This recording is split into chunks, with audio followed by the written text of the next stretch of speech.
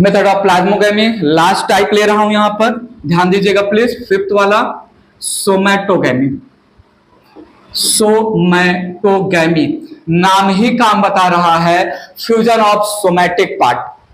अब तक प्लाज्मोगेमी या मेथड ऑफ प्लाज्मोगेमी के बेसिस पर टाइप ऑफ सेक्सुअल रिप्रोडक्शन में जो पार्टिसिपेट करने वाले स्ट्रक्चर थे देवर रिप्रोडक्टिव ऑर्गन, चाहे वो गैमेटेंजियल कॉन्जुगेशन, कॉन्टेक्ट, ट्राइनोगैमेटिक कॉपुलेशन कुछ भी हो, लेकिन यहां पर सोमैटिक वेजिटेटिव हाइफा पार्टिसिपेट कर रहे हैं फ्यूजन में।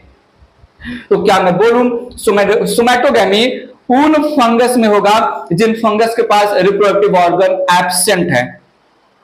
सेक्सुअल रिप्रोडक्शन होता है by the involvement of reproductive organ. Somatogamy में मैं बोल रहा हूं रिप्रोडक्टिव ऑर्गन नहीं इन्वॉल्व होंगे, खुद वेजिटेटिव सोमैटिक हाइफा पार्टिसिपेट करेंगे फ्यूजन में। तो क्या मैं इसको रियल सेक्सुअल रिप्रोडक्शन ना बोल के फॉल्स सेक्सुअल रिप्रोडक्शन बोलूं? It is called pseudogamy. सुनिएगा, बात आगे ले चल रहा हूं। सोमैटोगेमी ये मिलेगा आपको जो है एस्कोमाइसिटीज में, एस्कोमाइसिटीज के मेंबर में, and basidiomycetes, ascomycetes and basidiomycetes में सोमैटोगेमी प्रोसेस होगा। ड्यूट्रोमाइसिटीज में सेक्स रिप्रोडक्शन नॉट डिस्कवर्ड या नॉट नोन होता है, आर्टिफिशियल क्लास है, बाद में मैं बताऊंगा। तो सुनिएगा, सोमैटोगेमी occurs in fungi not having reproductive organs,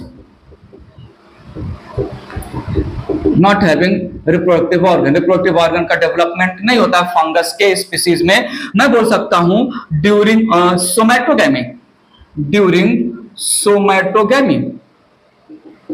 there is no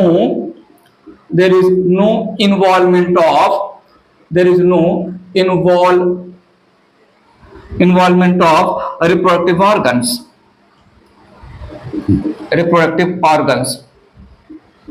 Instead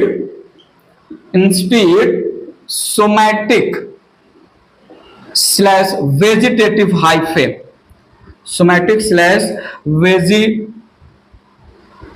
vegetative hypha या hyphae participate.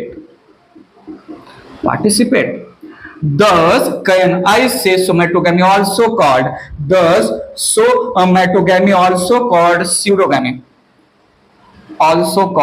pseudogamy, false fusion है, false fertilization है pseudogamy।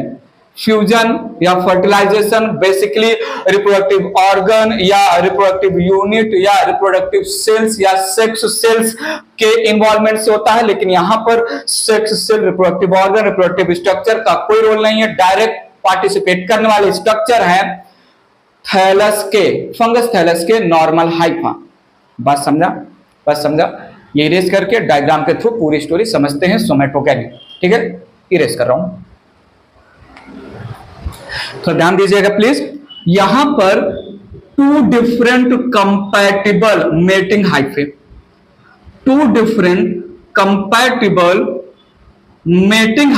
belonging to even two different thallus, so I can say heterothallic type यहां पर participate कर रहे हैं। ध्यान देते रहिएगा, अच्छे से समझा रहा हूं यहां पर। सो दो कंपैटिबल मेटिंग हाइफा, एक को हम बोलेंगे पॉजिटिव और दूसरे को हम बोलेंगे negative, belonging to two different thallus, that means heterothallic condition हो जाएगा। That means heterothallic. ये मैं न्यूक्लियस बना रहा हूं डार्कली और आजू बाजू में साइटोप्लाज्म फिल कर दे रहा हूं। सो यहां पर यह है पॉजिटिव मेटिंग हाइफा और ये है निगेटिव मेटिंग हाइफा। मेटिंग मतलब फ्यूज करने वाले हाइफा। ठीक है, और यहां पर हेटेरोथैलिक कंडीशन मैं मेंशन कर दे रहा हूं। हेटेरोथैलिक बेसिकली होमोथैलिक भी हो सकता है। हेटेरोथैलिक कंडीशन हेटेरोथैलिक कंडीशन जैसे ही मैंने बोला, आपको क्या इमेजिन करना है, क्या समझना है, दोनों पॉजिटिव मेटिंग हाइफा और निगेटिव मेटिंग हाइफा बिलोंग कर रहे हैं दो डिफरेंट नियरली ग्रोइंग थैलस को, और यहां पर ये दोनों प्राइमरी हाइफा हैं। बात पकड़िएगा, प्राइमरी हाइफा कुछ याद आ रहा है, हमने टाइप ऑफ हाइफा की बातें की थी। प्राइमरी हाइफा को हम और क्या नाम दे सकते हैं, मोनोकैरियोटिक मल्टीसेलुलर यूनिन्यूक्लिएट। पॉइंट समझा, ठीक है। सो ये प्राइमरी हाइफा, ये दोनों प्राइमरी हाइफा हैं मल्टीसेलुलर, दोनों प्राइमरी हाइफा हैं मल्टीसेलुलर यूनिन्यूक्लिएट, मल्टीसेलुलर यूनिन्यूक्लिएट को हम और भी एक नाम देते हैं मोनोकैरियोटिक हाइफा, मोनोकैरियोटिक हाइफा, ठीक है।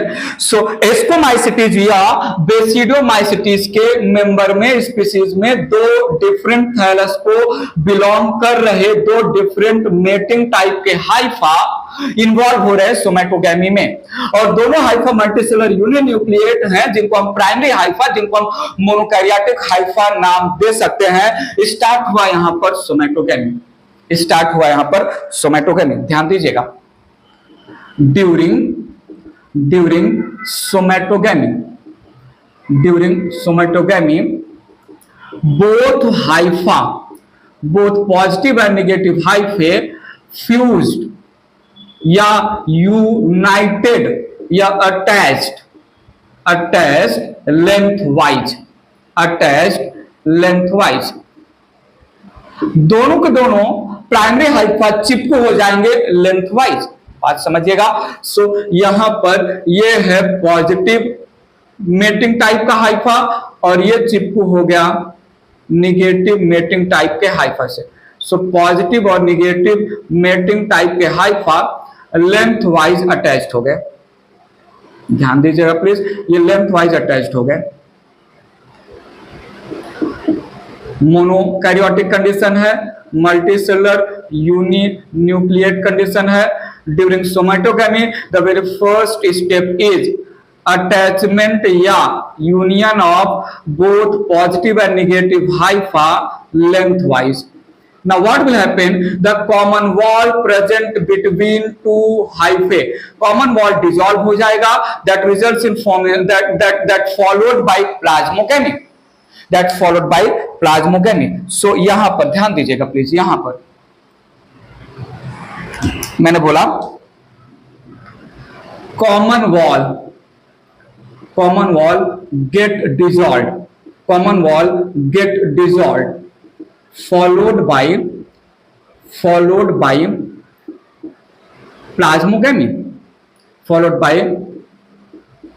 plasmogamy, nuclei remain unfused, positive और निगेटिव के nuclei remain unfused.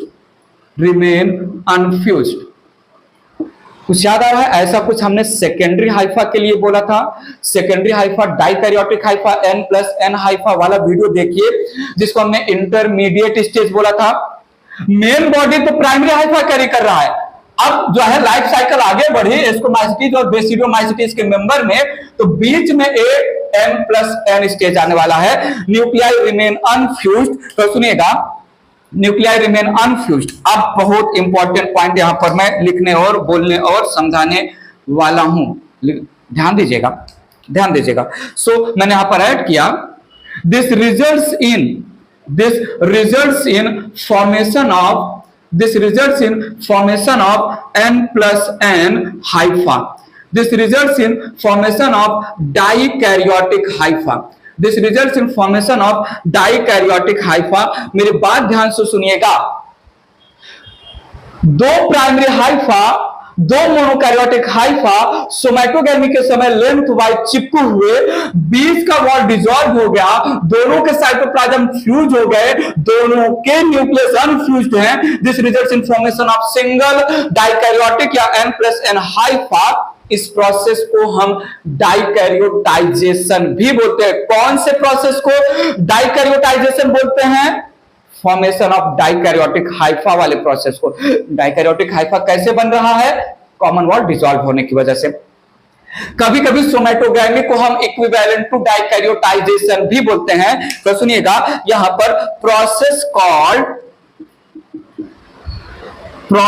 Called establishment of formation of dikaryotic Haifa. This process जो पूरा मैंने यहां पर एक्सप्लेन किया, प्रोसेस कॉल्ड डाइकैरियोटाइजेशन। ठीक है, इसको हम मान सकते हैं इक्विवेलेंट टू सोमेटोगैमी। सोमेटोगैमी में हो रहा तो इसको हम सोमेटोगैमी का पार्ट मान सकते हैं। ठीक है, सो लेंथ वाइज यूनियन के बाद जो प्रोसेस हुआ उस प्रोसेस को डाइकैरियोटाइजेशन बोला। डाइकैरियोटाइजेशन रिजल्ट्स इन एस्टैब्लिशमेंट या फॉर्मेशन ऑफ N+N या dikaryotic Haifa. And how N+N या डाइकैरियोटिक हाइफा बना, बात समझा, कॉमन वॉल डिसॉल्व होने की वजह से। सो ये यहां पर कॉमन वॉल डिसॉल्व हो गया, दोनों हाइफा पॉजिटिव और निगेटिव हाइफा के न्यूक्लियस रिमेन अनफ्यूज्ड। इस ये हाइफा लाइफ साइकिल का इंटरमीडिएट स्ट्रक्चर रिप्रेजेंट कर रहा है। साइटोप्लाज्म फ्यूज हो गए हैं। अच्छे से यहां पर मैं ड्रॉ कर दे रहा हूं। ऐसे डायग्राम की तो तारीफ आप लोग करते नहीं हो, हमें तारीफ मांगना पड़ेगा आपसे, कितना अच्छा डायग्राम हम ड्रॉ करते हैं। शाबाश Dubey ji, keep continue.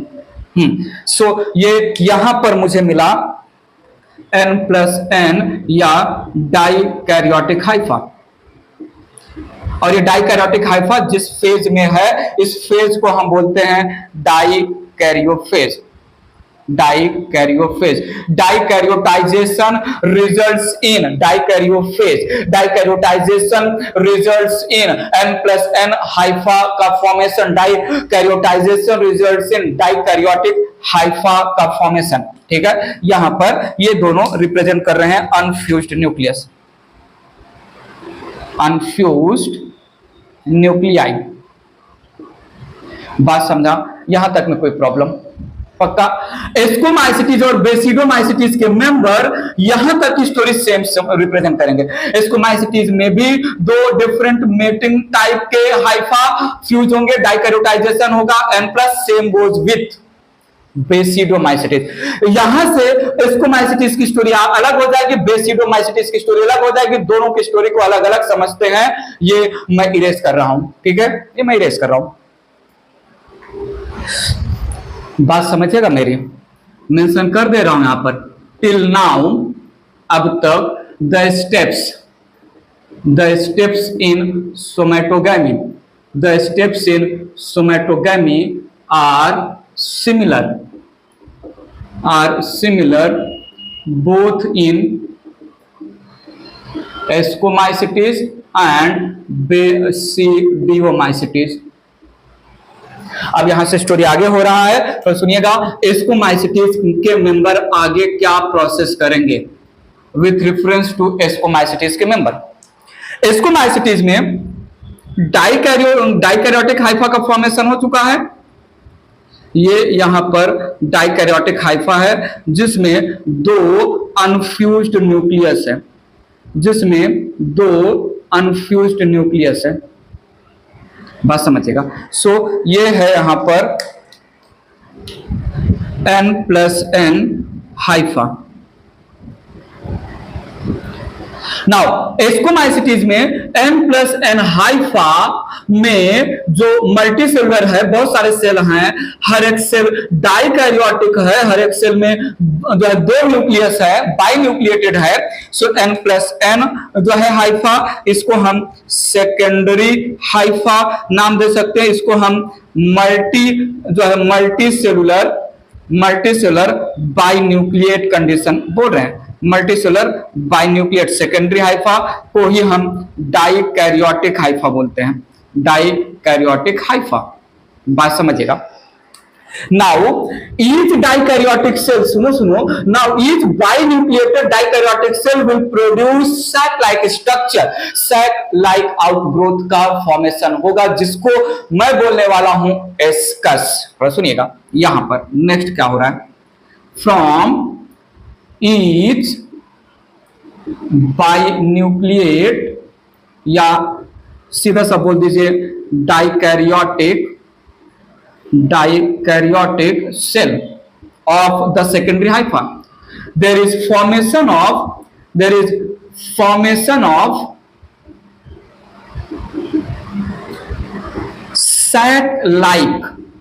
sac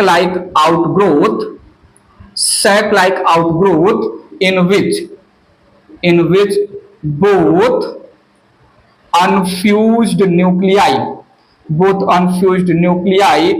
get transferred। बात समझिएगा, यहां पर हर एक डाइकैरियोटिक सेल से सैक लाइक आउटग्रोथ निकला। ध्यान दीजिएगा प्लीज, सैक लाइक आउटग्रोथ। इसकी वजह से हम एस्कोमाइसिटीज को सैक फंजाई भी नाम देते हैं। तो ये है sac like outgrowth. Sac like outgrowth में जो न्यूक्लियस हैं they get transferred. Both nucleus जो पहले हाइफा के अंदर थे, अब ये न्यूक्लियस पहुंच जाएंगे इस सैक लाइक आउटग्रोथ में।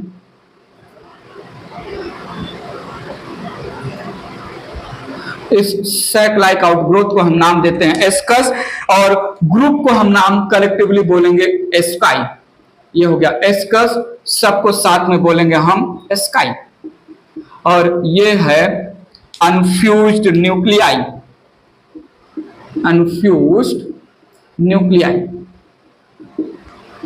यहां तक क्लियर है। Sac like outgrowth called ascus, ठीक है। इसकी वजह से सैक लाइक आउटग्रोथ फॉर्मेशन की वजह से एस्कोमाइसिटीज का कॉमन नेम सैक फंजाई होने वाला है। नाउ व्हाट विल हैपन, यहां पर होगा karyogamy results in formation of diploid nucleus। Karyogamy results in formation of diploid nucleus। So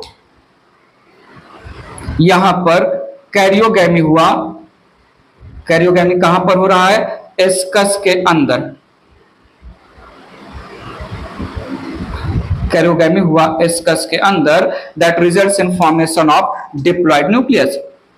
and जब एक बार डिप्लॉयड न्यूक्लियस बन जाएगा एस्कस के अंदर, तब एस्कस एक्ट करेंगे एस्कस मदर सेल के जैसा और होगा मियोसिस एस्कस में, ठीक है। So ascus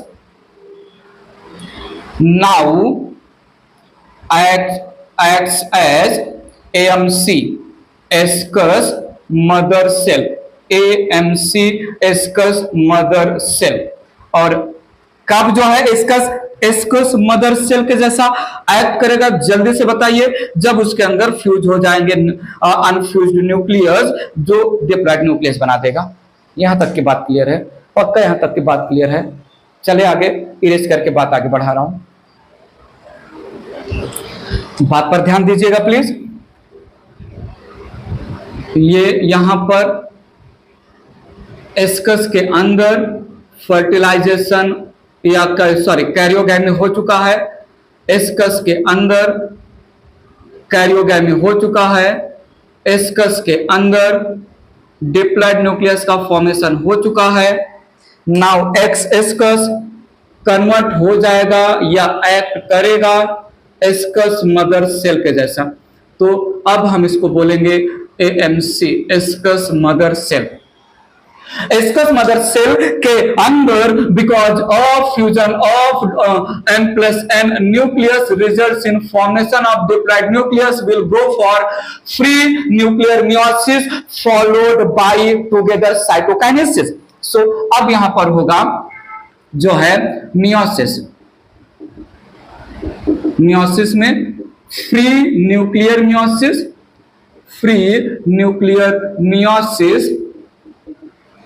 followed by together cytokinesis, membrane biogenesis भी बोलते हैं, together cytokinesis।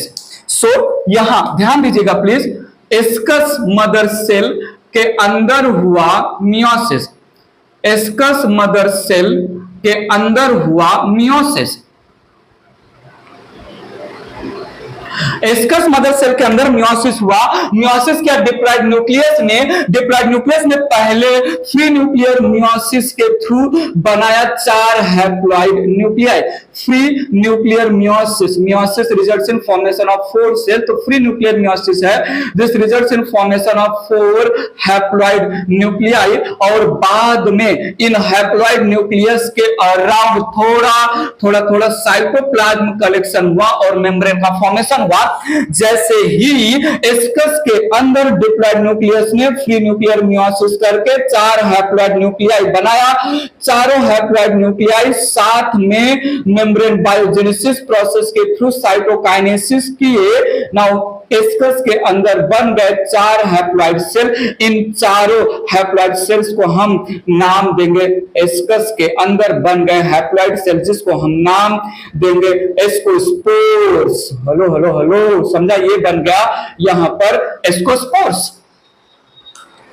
ठीक है, सो एस्कस मदर सेल है, कंफ्यूज मत होइएगा।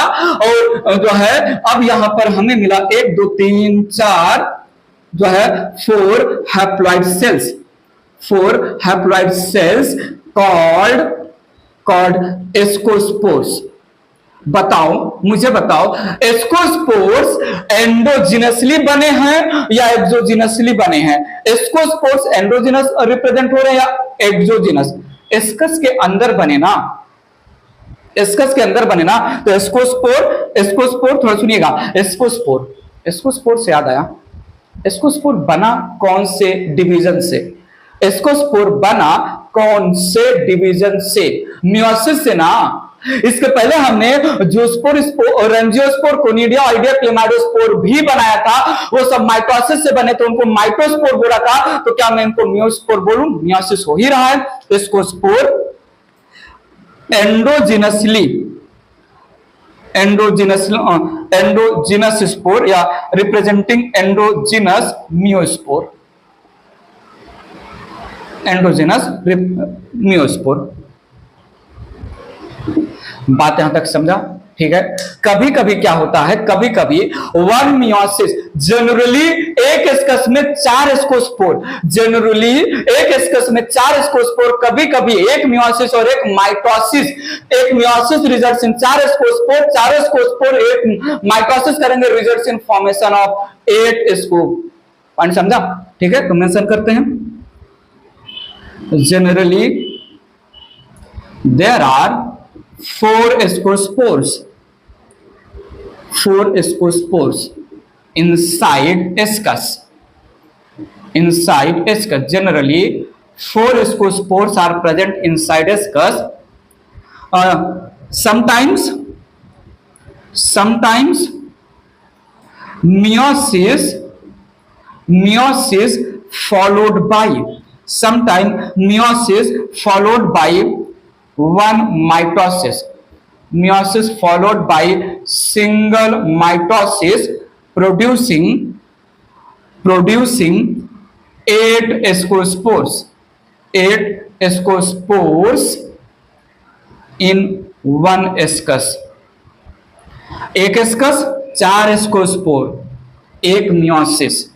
एक एस्कस 8 एस्कोस्पोर्स, एक मियोसिस, एक माइटोसिस कभी कभी होगा। यहां तक की बातें समझा? सो 2 कंपैटिबल हाइफा लेंथ वाइज चिपकू हुए, बीच का वॉल डिसॉल्व हुआ, डाइकैरियोटाइजेशन हुआ, N+N डाइकैरियोटिक सेकेंडरी हाइफा बना। अब स्पोमाइसिटीज में सैक लाइक आउटग्रोथ फॉर्म हुआ। हर एक N+N डाइकैरियोटिक सेल से that is called sac-like structure called ascus के अंदर N+N अनफ्यूज्ड न्यूक्लियस ट्रांसफर हो गए, कैरियोगैमी हुआ, डिप्लॉइड न्यूक्लियस बना, एस्कस एक्ट किया एस्कस मदर सेल के जैसा। एक मियोसिस हुआ followed by cytokinesis, results in formation of ascus के अंदर endogenously produced meiospore on the name of ascus के अंदर एस्कोस्पोर। बात समझा? इरेज करके बात आगे बढ़ा रहा हूं, बात समझिएगा मेरी। यहां पर एस्कस के अंदर एस्कोस्पोर बन चुके हैं। पता चला कहां पर किसके अंदर क्या बन चुके हैं? फिर से बोल रहा हूं, यहां पर एस्कस के अंदर एस्कोस्पोर बन चुके हैं। अब तो बताइए कहां पर किसके अंदर क्या बन चुके हैं? यहां पर एस्कस के अंदर एस्कोस्पोर बन चुके हैं। नाउ जो थैलस के बाकी हाइफा होंगे, दो ही तो हाइफा फ्यूज हुए हैं, एक पॉजिटिव और एक निगेटिव। बाकी extra hypha of the thallus they will encircle all the asci. The sterile hypha not participated. The sterile hypha not participated in somatogamy. They will encircle all the sky once इसका के अंदर spore का formation हो जाएगा। सो ये यहां पर है कवरिंग ऑफ, ये है covering of sterile hypha, covering of sterile hyphae of the thallus, of the thallus. और स्टेराइल हाइफा हमको बोल रहे हैं जो है सोमेटोगेमी में पार्टिसिपेट नहीं किया। Covering of sterile Haifa of the thallus, ये यहां पर है स्काई या एस की प्लूरल में, और ये यहां पर है एंड्रोजिनस स्पोर, जिसको हमने बोला एस्कोस्पोर, जिसको हमने बोला एस्कोस्पोर्स। सो एस्कोस्पोर है एस्कस के अंदर कवर्ड है स्टेराइल हाइफा से। The whole structure, the complete structure called fruiting body, this complete structure, this complete structure, this complete structure called fruiting body, this complete structure called fruiting body, and the name of fruiting body in the language of Ascomycetes called ascocarp. नाम रख रहे तो general नाम है। fruiting body is general name given to the structure where there is covering of sterile hypha, ascus and ascospore, Ascomycetes के language में। तो इस fruiting body को called ascocarp, कॉल्ड एस्कोकार्प, ठीक है। लेटरली स्टेराइल हाइफा ब्रेकआउट होगा, ascus breakout होंगे और एस्कोस्पोर रिलीज हो जाएगा। एस्कोस्पोर में दो एस्कोस्पोर, सुनो सुनो सुन लो ना जरा, मैं क्या बोल रहा हूं सुनो तो सही। दो टाइप के दो है, चार एस्कोस्पोर में दो एस्कोस्पोर पॉजिटिव होंगे और दो एस्कोस्पोर निगेटिव टाइप के होंगे। तो दिस फोर एस्कोस्पोर में इक्वल नंबर में दो डिफरेंट मीटिंग टाइप के स्पोर बनेंगे, पॉजिटिव एंड निगेटिव। थोड़ा सुनिएगा, फिर मैंने यहां पर मेंशन किया laterally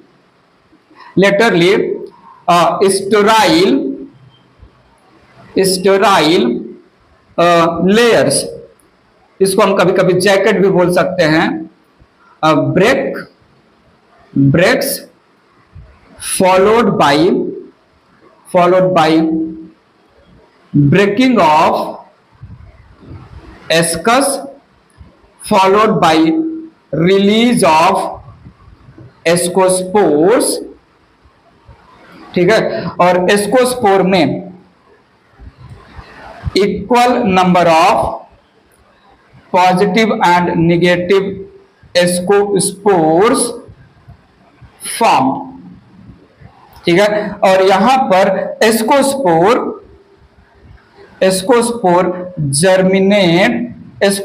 germinate to form new thallus, new progeny का थैलस।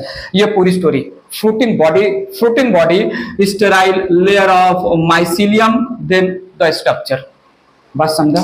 फ्रूटिंग बॉडी ऐसा ही कुछ स्ट्रक्चर बना था, नॉट एग्जैक्टली बट ऐसा ही समवेयर बना था जो है स्लाइम मोल्ड में भी, जहां पर हम फ्रूटिंग बॉडी को स्पोरोकार्प नाम दिए थे।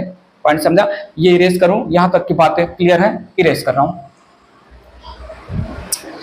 ध्यान दीजिएगा प्लीज। एस्कोमाइसेटीज में स्ट्रक्चरली डिफरेंट टाइप के एस्कोकार्प बनते हैं। सो यहां पर in एस्कोमाइसेटीज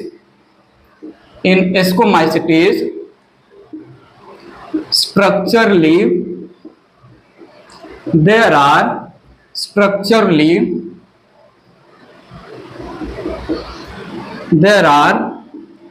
different types of ascocarp, मतलब क्या, fruiting body, ascocarp fruiting body. एक तो क्लोज्ड टाइप का एस्कोकार्प हो सकता है, दूसरा फ्लास्क शेप का एस्कोकार्प हो सकता है, तीसरा डिस्क या कप शेप का एस्कोकार्प हो सकता है, चौथा कुशन लाइक चैम्बर्ड टाइप का एस्कोकार्प हो सकता है। ठीक है, कुशन लाइक चैम्बर में एस्कोकार्प हो सकते हैं,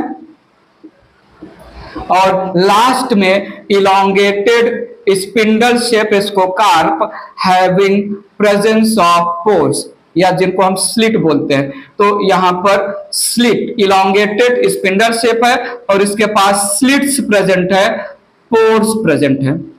बात समझिएगा, ठीक है, ध्यान दीजिएगा। यहां पर क्लोज्ड एस्कोकार्प हो सकते हैं, एस्कोकार्प स्टेराइल हाइफा मैंने ग्रीन कलर का बनाया, और ये मैं बना दे रहा हूं स्काई। नाउ ये यहां पर है स्काई, और स्काई के अंदर मैंने बना दिए ये ऐसे सिंपल रिप्रेजेंटेशन कर दे रहा हूं एस्कोस्पोर्स का। ग्रीन कलर मैंने स्टेराइल हाइफा का जैकेट रिप्रेजेंट किया। ठीक है, ये यहां पर बेस पर प्रेजेंट है स्काई, और इनके अंदर है एस्कस, फ्लास्क शेप का है, डिस्क शेप या कप शेप का यहां पर एस्कस है, डिस्क शेप या कप शेप का यहां पर एस्कस है, जहां पर एक्सपोज्ड टाइप का स्काई है। ठीक है, स्टेराइल हाइफा के ऊपर जो है यहां पर स्काई का प्रेजेंस है, स्टेराइल हाइफा के ऊपर चैम्बर्ड या कुशन लाइक, चैम्बर्ड या कुशन लाइक यहां पर जो है एस्कोकार्प है, और यहां पर ऐसे मैं स्काई रिप्रेजेंट कर दे रहा हूं, और इलोंगेटेड जो है विथ स्लिट, और इनके जो है वॉल पर there is presence of sky.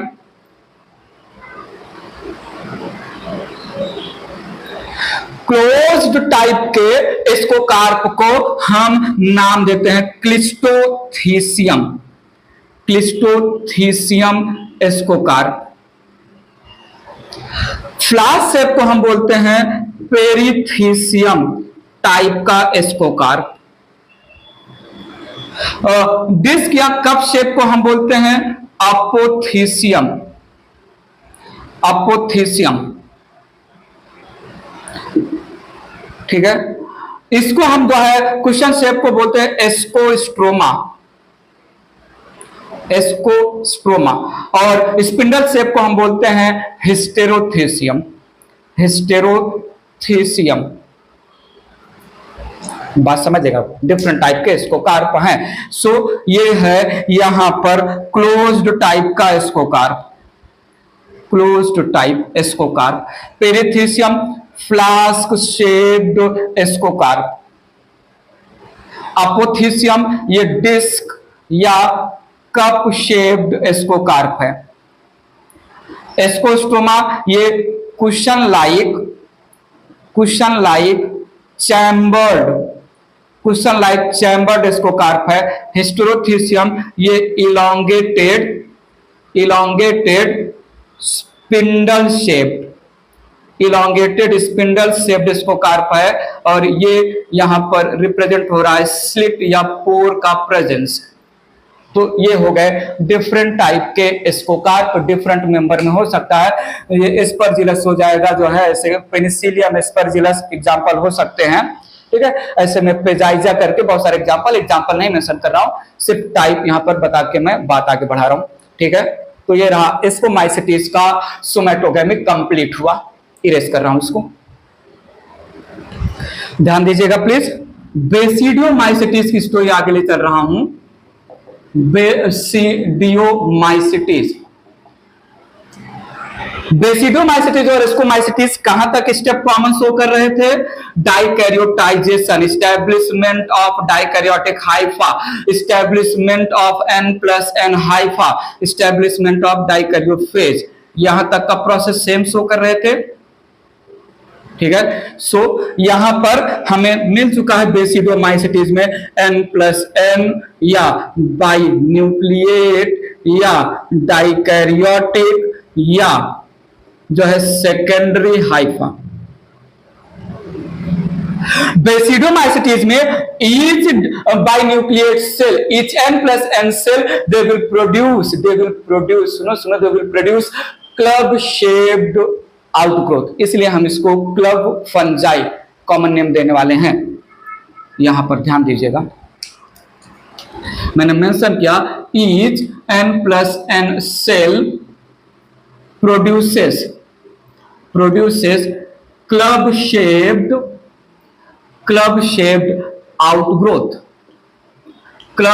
outgrowth called basidium, in which unfused nuclei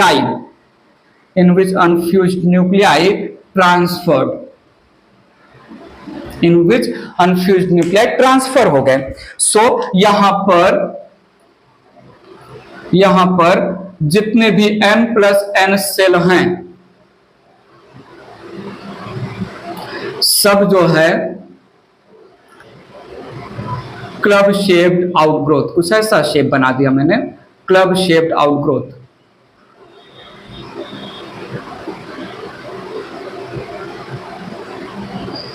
ये क्लब शेप्ड आउटग्रोथ हो गया और इस क्लब शेप्ड आउटग्रोथ में अनफ्यूज्ड न्यूक्लियस ट्रांसफर हो जाएंगे और इस क्लब शेप्ड आउटग्रोथ को हमने नाम दिया बेसिडियम, सिंगुलर को, और प्लूरल को हमने नाम दिया basidia.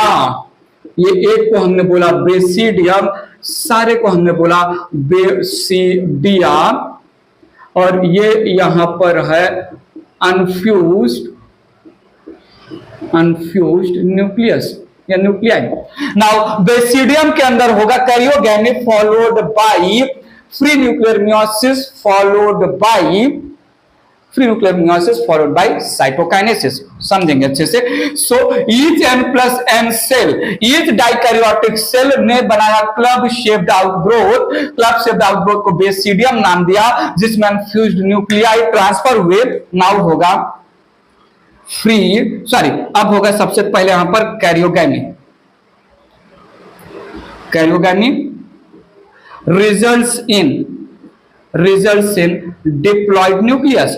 Karyogamy results in diploid nucleus followed by free nuclear meiosis। यहां तक प्लीज जो है अच्छे समझिएगा, ये थोड़ा अजीब है। फ्री न्यूक्लियर मियोसिस होगा। तो यहां पर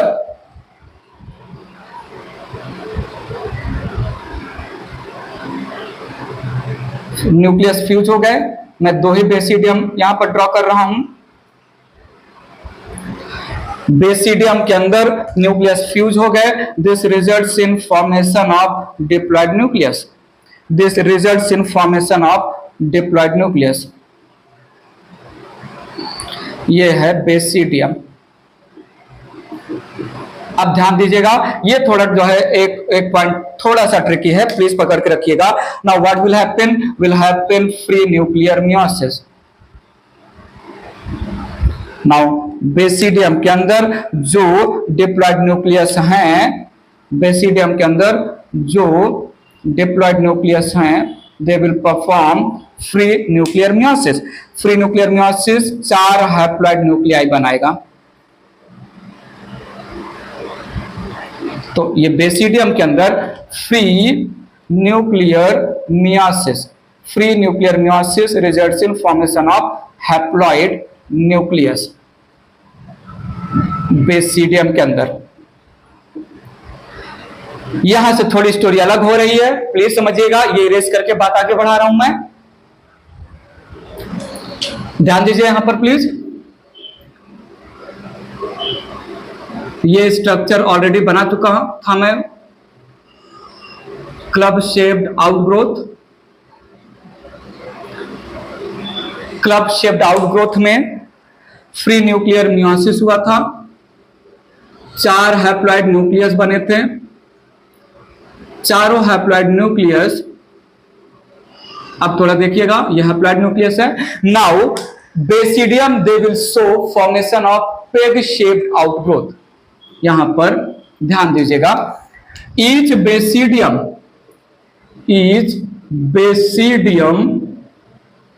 प्रोड्यूसेस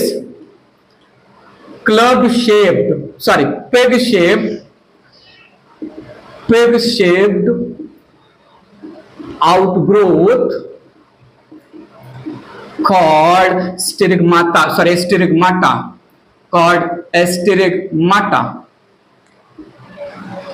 हुआ यहां पर कुछ ऐसा, पता चला कैसा हुआ यहां पर हुआ कुछ ऐसा कि ईच बेसिडियम ने प्रोड्यूस किया 4 पेग लाइक आउटग्रोथ। इस पेग लाइक आउटग्रोथ को हमने नाम दिया stigmata. Peg like outgrowth, triangular outgrowth को हमने नाम दिया स्टिग्माटा। और ये जो स्टिग्माटा है ये अबव द न्यूक्लियस ही बनेगा, जो हैप्लॉइड न्यूक्लियस है, हैप्लॉइड न्यूक्लियस के ऊपर ही बनेगा। पॉइंट समझा? तो ये यहां पर है स्टिग्माटा। कहीं कहीं पर स्टिग्माटा नहीं भी प्रोड्यूस होता है, बट जो मेन चल रहा है वही लेके चलेंगे। नाउ हर एक स्टिग्माटा के टिप पर सेल्स का फॉर्मेशन होगा और उस सेल्स में हर एक टिप के स्टिग्माटा पर सेल बनेगा, उस सेल में हैप्लॉइड न्यूक्लियाई ट्रांसफर हो जाएंगे। बात समझिएगा, over each स्टिग्माटा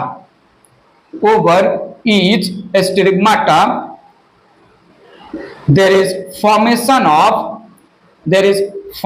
of haploid cells, there is formation of cells या haploid cells। हैप्लॉइड सेल समझ लीजिए, स्टिग्माटा स्वेल होगा, सारा का सारा कंटेंट और न्यूक्लियस उस स्वेलिंग में ट्रांसफर हो जाएगा, जिससे बन रहा है सेल।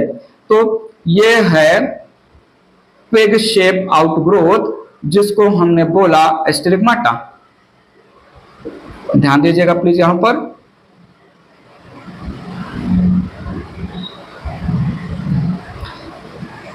हर एक स्टिग्माटा के ऊपर बनेगा, सेल का फॉर्मेशन होगा। इन सेल्स को हम नाम देने वाले हैं, और इस सेल में जो हैप्लॉइड न्यूक्लियस थे दे गेट ट्रांसफर्ड। इन सेल को अब हम नाम देंगे स्पोर। क्या नाम देंगे? बेसिडियोस्पोर। स्टिग्माटा के ऊपर बना बेसिडियोस्पोर। तो ई है बेसिडियम और ई है स्टिग्माटा, और ये सबके सब हैं बेसिडियोस्पोर। बताओ जल्दी से बताओ, ये बेसिडियोस्पोर्स एंडोजिनस स्पोर हैं, बेसिडियम के अंदर बने हैं, या एक्सोजिनस स्पोर्स हैं, बेसिडियम के बाहर बने हैं। ठीक है, सो एक्सोजिनस म्यूस्पोर्स रिप्रेजेंट कर रहे हैं, एक्सोजिनस म्यूस्पोर्स रिप्रेजेंट कर रहे हैं। पॉइंट समझा? ये इतना स्टोरी क्लियर है, इरेज करके बात आगे बढ़ा रहा हूं। बात ध्यान दीजिएगा, यहां तक हम पहुंच चुके हैं। इरेज करने के बाद जो मैं डायग्राम बना रहा हूं वो डायग्राम पहले वाला ही, प्रीवियस वाला ही डायग्राम है, तो आपको बनाने की जरूरत नहीं है। 2 बेसिडियम ले रहा हूं,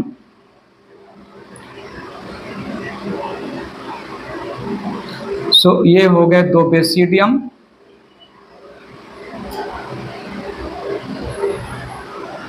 ठीक है, बेसिडियम के टिप पर बने हैं एक्सोजिनसली फॉर्म्ड बेसिडियोस्पोर। याद रखिएगा, बेसिडियोस्पोर एक्सोजिनस म्यूस्पोर है, एस्कोस्पोर एंडोजिनस म्यूस्पोर है। अब आगे वही सेम एस्कोमाइसिटीज की story. All the other sterile Haifa of the thallus जो सोमैटोगैमी में पार्टिसिपेट नहीं किए थे, वो सारे के सारे स्टेराइल हाइफा जिन्होंने सोमैटोगैमी सीरोगैमी में पार्टिसिपेट नहीं किया, इस स्टेज पर पहुंचते पहुंचते क्या करेंगे? एक प्रोटेक्टिव स्टेराइल कवरिंग बना लेंगे।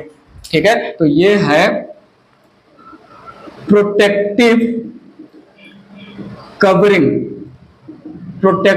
Covering of sterile hyphae. ठीक है, ये यहां पर है एक्सोजिनस बेसिडियोस्पोर्स और ये यहां पर है बेसिडियम, ये यहां पर है बेसिडियम। ठीक है, प्लूरल में बेसिडिया। द कंप्लीट स्ट्रक्चर जल्दी से बताइए क्या नाम देंगे इस कंप्लीट स्ट्रक्चर को? नाम देंगे हम fruiting body. The complete structure called fruiting body, नाम दिया हमने फ्रूटिंग बॉडी। और इस फ्रूटिंग बॉडी को in the language of basidiomycetes it is called this the complete structure called fruiting body. ठीक है, known as basidiocarp with reference to basidiomycetes।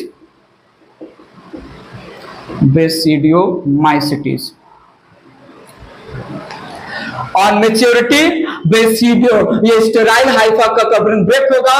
स्टिग्माटा और basidiospore के बीच में वाटर ड्रॉपलेट का रिलीज होगा। वाटर ड्रॉपलेट बेसिडियम स्टिग्माटा और basidiospore के बीच में प्रेशर क्रिएट करेगा, that results in release of the basidiospore. Mention करते हैं यहां पर, तो सुनिएगा।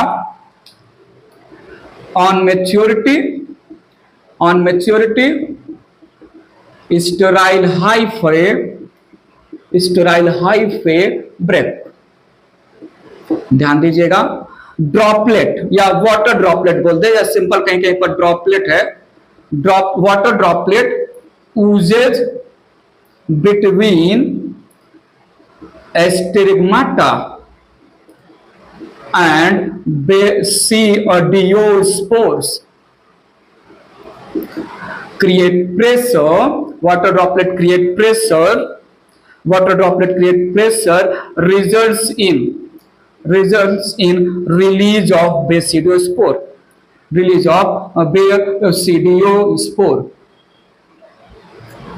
ठीक है। तो basidiospore from the tip of जो है स्टिग्माटा रिलीज कैसे हो रहे हैं? स्टिग्माटा और बेसिडियोस्पोर के बीच में वाटर ड्रॉपलेट का यूजिंग हो रहा है अंदर से, और वो वाटर ड्रॉपलेट स्टिग्माटा और बेसिडियोस्पोर के बीच में प्रेशर क्रिएट करके बेसिडियोस्पोर को स्टिग्माटा के अटैचमेंट से डिटैच कर दे रहा है।